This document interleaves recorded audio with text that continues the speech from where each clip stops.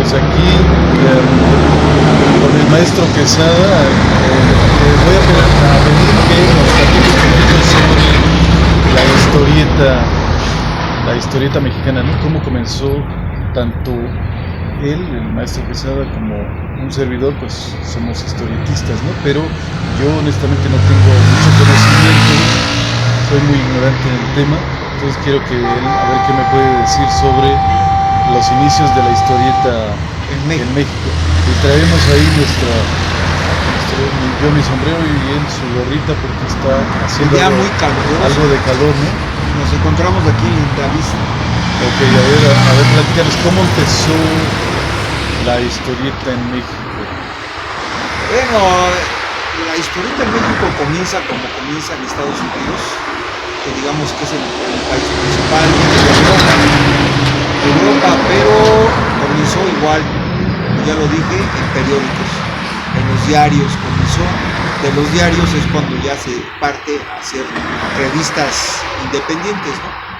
Pero comenzó en los periódicos, digamos que por los años principios del siglo XX ya había historieta en México, aunque hay que tomar en cuenta a los tlacuilos. Los tlacuilos eran gente que ganaba muy bien, gente muy respetada, gente que tenía mujer, bueno, a lo mejor está mal que lo diga, pero mujeres, vivía bien, eran famosos, respetados los tlacuilos en la época de los aztecas. O sea, para mí comienza la historieta en la época de los aztecas. Y sí, porque los códices eran algunos así como biombos y sí, efectivamente era como contada en escenas, ¿no? Las historias en escenas, en color, dibujos muy estilizados y además hasta usaban esos como globitos, ¿no? Que eran como tipo volutas, no sé cómo les llaman. Que significaba que estaban hablando. Pero bastante parecido a una historieta. Sí, porque muchos alegarán que no, que fue en Egipto, que los dibujos, que los jeroglíficos y que narran la vida del emperador, etcétera, etcétera. Sí puede ser, pero si nos concretamos al país México aquí, y a lo mejor toda América, pues serían los aztecas con sus códices que hicieron antes de que llegaran los españoles. Bueno, de hecho, pues los códices y toda esa manera de escribir era todavía anterior, ¿no? Tan solo los mayas, pero bueno, o sea, la gente de aquí, de lo que ahora es México, ¿no? Lo que ahora se llama México. Y bueno, nada más decir un poco que sí está improvisado esto, ¿no? Porque no teníamos la intención de hablar ahorita de eso y además están pasando unos carros ahí, no pudimos encontrar un mejor lugar y quién sabe si a la hora de reproducir qué tal se escuche el sonido, si los carros nos dejen escuchar nuestra voz o qué cosa. Y qué más, bueno, pues nada más eso, ¿no? De que también explicar por qué es la interrupción, ¿no? Y quién sabe si se interrumpa el video porque no sé si haya espacio, pero como sea vamos a seguir platicando y a ver qué sale, ¿no? Entonces, bueno, ok, entonces la historieta o el cómic, tanto en otras partes del mundo como en México, nació ya en su manera presente a principios del siglo las XX historietas, perdón, las historietas de los periódicos, las tiras cómicas, todo eso, ¿no? Sí. Okay. También en México, o sea, es lo que estaba diciendo, pues en México se da un principio igual para después ir haciendo ya historietas independientes. Sí. Ok, ¿y cuál sería, no sé si tengas en este momento el dato de cuál fue la primera historieta de México? No, es que, bueno, ahorita exactamente no lo tengo, no lo recuerdo, pero hubo muchas historietas, hubo varias editoriales que comenzaron, especialmente de los Flores, de los antepasados de los Pablo Flores, todos ellos, Enrique Flores. No, pero en los periódicos como tiras cómicas. Como tiras cómicas. ¿Sí? Ah, ok. Y ya después empezaron a hacer las revistas pues independientes. Las primeras revistas de historietas en México no traían exactamente historietas mexicanas de mexicanos, sino que importaban las revistas las historietas de Estados Unidos. Traían a Mickey Mouse, trajeron Superman, en los ¿no? años 30 a finales a Superhombre, que después fue Superman, etcétera, ¿no? Entonces vinieron muchas historietas de Estados Unidos aquí a México, muchas desconocidas que ahorita están olvidadas, pero que aquí en México en su momento fueron populares. Me refiero a las que venían de Estados Unidos. Oye, las primeras historietas que ya empezaron así, tal como historieta, se vendían así, pero en cantidades espantosas, ¿no? Así muchísimo. Se vendían por millones, no por cientos de miles, por millones. El Pepín, en su mejor momento, que viene de los 40, no, desde los 30, finales de los 30, y termina el Pepín en el año de 1955. Pero en su mejor momento, que será en los 40 y tantos, el Pepín se llegó a vender 500,000 de ejemplares diario, porque tenía un subtítulo que decía diario de novelas gráficas. O sea, diario de novelas gráficas para adultos, algo así decía. Uh-huh. Entonces era Pepín, diario de novelas gráficas. Imagínate, era diario, o sea, salía diario y había ediciones especiales en la semana. Igual que Chamaco, que han sido los dos de más éxito, Chamaco y Pepín. ¿Y estamos hablando de qué año? De los 40, principios de los 50, que ya a mediados de los 50 desaparece el Pepín. Chamaco no recuerdo si aguantó más o fue antes. Del Chamaco surgió la editorial Herrerías, que después se convirtió en editorial Novedades. Sí, en ese entonces, pues digamos que el entretenimiento de la gente, ¿cuáles eran? Porque actualmente pues ya la gente se la pasa en el celular o en la tableta o esas cosas, ¿no? Uh-huh. Pero en aquel entonces pues las historietas se vendían en cantidades enormes porque no había tanta variedad, no había esos videojuegos, no había todas esas cosas, ¿no? Entonces en ese entonces pues era el radio principalmente, hasta comienzos de los 50, pues la televisión aquí en México y en todos lados, yo creo, ¿no? Uh-huh. Pero era básicamente el radio, el cine y el periódico. No, el periódico siempre ha sido poco leído, poco visto, aunque en esas épocas pues se vendía más, se veía más, ¿no? Especialmente los domingos, por las historietas, por los monitos que venían de Estados Unidos. Y también entre los de Estados Unidos metían unas que otras de mexicanos, como Leyendas de las Calles de México, de Samarripa, creo era Samarripa el que las dibujaba. Había varias historietas mexicanas, ¿no? Entonces, pero básicamente era pura producción de Estados Unidos, de servicios de los Estados Unidos. Y pues había el radio y pues las historietas que salían diario, pero eran pequeñitas, uh-huh. Pequeñitas como un cuarto de carta, más o menos, como el tamaño del libro vaquero, o a lo mejor más pequeñas, pero eran pequeñitas, color café, aunque hubo algunas a color, no recuerdo ahorita cuál hubo a colores, pero eran en color café, sepia. Oye, y ahorita que dices eso, las novelas, esas radionovelas, ¿en qué tiempo, en qué época, más o menos qué años empezaron ahí que la gente las empezó a escuchar o empezaron a ver pues esas novelas? Pues yo recuerdo cuando era niño, en los años 60, 70, yo recuerdo que había Calimán, eso pues, ya es muy acá, ¿no? Pero Calimán nace en el 65, en el 64, uh-huh. Como una radionovela y luego se convierte en historieta en el año 65. Uh-huh. Yo recuerdo Calimán, Porfirio Cadenas, no me acuerdo más, pero de Calimán básicamente, ¿no? Calimán, el hombre increíble. Entonces el momento en que nacen las historietas, pues sí fue algo así, como que la gente pues lo tomaba como su entretenimiento. Los historietistas eran gente muy importante y famosa, porque inclusive los actores de cine, las estrellas de cine, iban al estudio de los historietistas. Ok.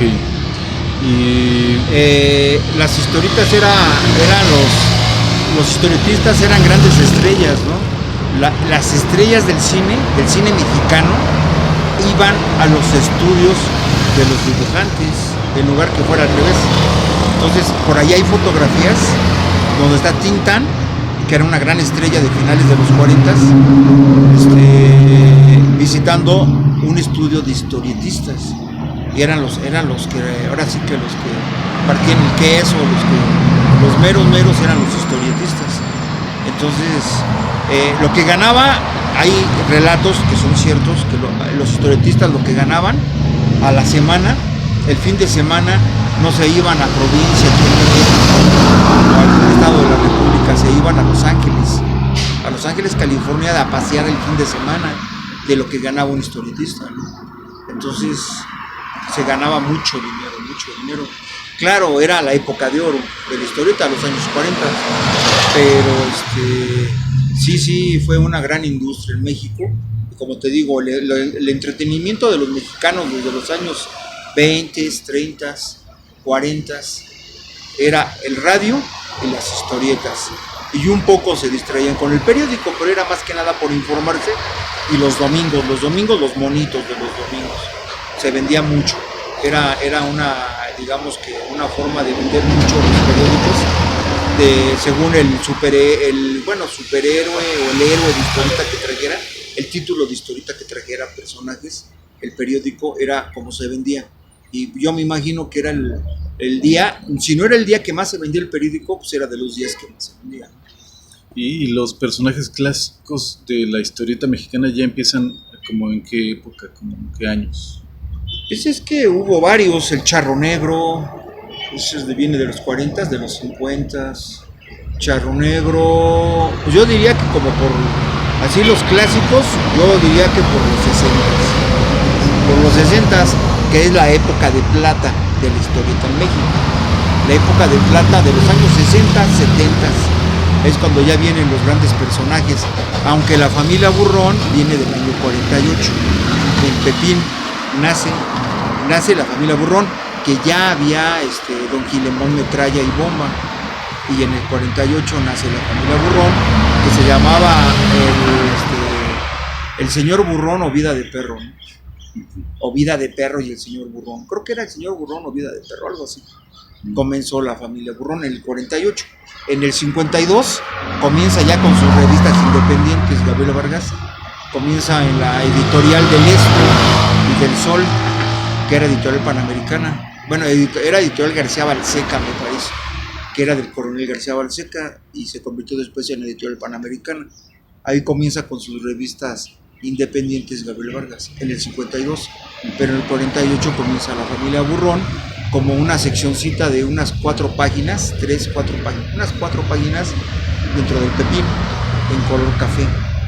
Recuerdo, o sea, ¿en sepia? Sí, exactamente. O sea, el gran personaje o los grandes personajes de la historieta mexicana, pues puede ser la familia Burrón, que es la mejor historieta en toda la historia. En México, la mejor historieta es la familia Burrón, aunque hay unas muy buenas, los Super Sabios, Calimán, Dagua, etcétera, ¿no? Pero bueno, por ejemplo, ahorita que dices de la familia Burrón y que sí, pues son de las mejores, o como dices tú, para algunos la mejor, ¿qué tan parecido, sí habrá mutado mucho el tipo de dibujo? Sí lo dibujaba el señor, ahí se me olvidó su nombre, el autor Gabriel Vargas, ¿lo dibujaba? No. A lo mejor en un principio él sí participaba en los dibujos, pero siempre tuvo un equipo, y llegó a tener un equipo muy grande de muchos dibujantes. Porque el dibujo es muy bueno, ¿no? O sea, es muy bueno. Sí. Bueno, para mi punto de vista es muy estilizado, muy bien logrado ese estilo, pues. Pero no sé si él creó eso y desde el principio él comenzó a trabajar ese estilo, o le pasó como a los Simpson, que empezaron bastante distinto y poco a poco los han ido así como puliendo, como dándole ya otra sí, forma. Yo en el 96... Es lo normal que pasa, ¿no? Pero pregunto, ¿qué tan diferente podría haber sido al principio? Al principio era un dibujo muy básico, muy mal hecho. Borola tenía el cabello así desparpajado, no estaba igual, los dibujos eran más sencillos. Creo que en los 60s y los 70s la familia Burrón alcanza su cenit, su plenitud, tanto en argumentos como en dibujo. Es cuando la familia Burrón llega, digamos que en los 70s llega a su momento cumbre, la familia Burrón. En cuanto a dibujo y en cuanto a historias, a argumentos. ¿Y a partir de cuándo dices que ya comienza con otro nombre, ya con el nombre de eso? Comienza el primer número de la familia Burrón, me comentan los coleccionistas, que son los que más saben, que el primer número de la familia Burrón no se llamaba así, porque era el señor Burrón y Ovida del Perro. En el número 2 ya se llamó así la familia Burrón. Entonces no tardó mucho en cambiar. No, en el número 2, como revista independiente. Ok. Como sección del Pepín, duró 4 años o algo así, llamándose el señor Burrón Ovida del Perro, ¿no? Porque tú también eres coleccionista, ¿no? Sí, algunas cosas. Cuando puedo compro y todo, porque ya todo se ha disparado, todo está por las nubes. ¿Cuáles son algunas de las historietas que tú coleccionas o que tienes más? Algunos pepines, algunos chamacos, números muy buenos de la familia Burrón. Yo creo que ni Monsiváis le llega a tu colección, ¿no?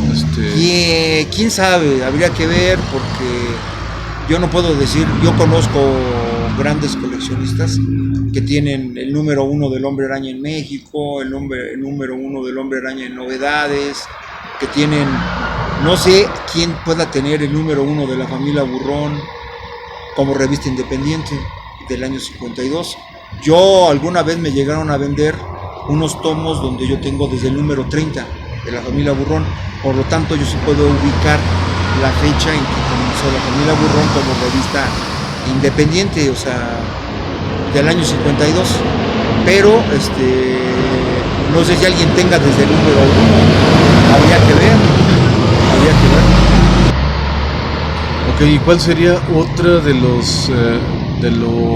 las historietas más reconocidas o que desde tu punto de vista sean de las mejores historietas mexicanas?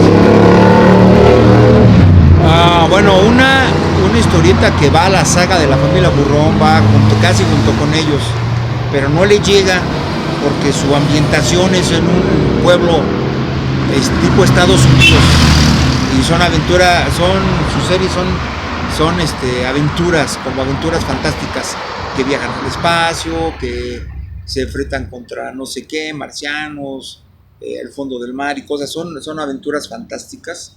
Son los super sabios. Son los super sabios. Ellos, de Germán Buxe, ellos creo que está digamos, catalogada como la revista estéticamente mejor dibujada, ¿no?